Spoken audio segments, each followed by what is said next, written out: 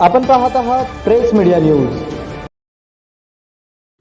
तहसीलदारांना लाचलुचपत प्रतिबंधक विभागाची नोटीस, चौकशीच्या फेऱ्यात महसूल प्रशासन।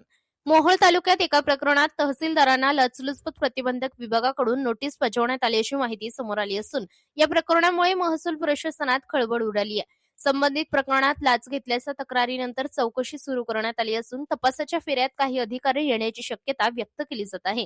मिळालेल्या प्राथमिक माहितीनुसार सुमारे 10,000 रुपयांच्या लाच प्रकरणी तक्रार करण्यात आली होती।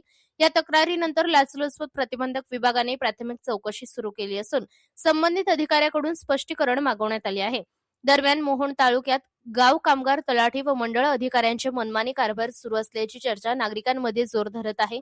अनेक ठिकाणी मुरुम व वाळू माफिया बिनधास्तपणे उत्खनन करून वाहतूक करत असल्याचे नागरिकांचे म्हणणे आहे।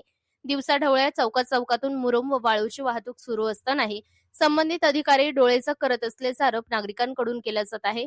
काही गावांमध्ये अशीही चर्चा सुरू आहे की प्रत्येक सोमवारी संबंधित अधिकाऱ्यांना हप्ता पोहोचवला जात असल्यामुळेच अशा अवैध कामांकडे दुर्लक्ष केले जात आहे।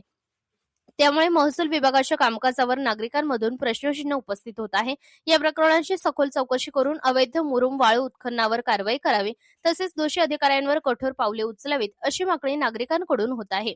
प्रतिनिधी सुरेश पारे, प्रेस मीडिया न्यूज, मोहोळ।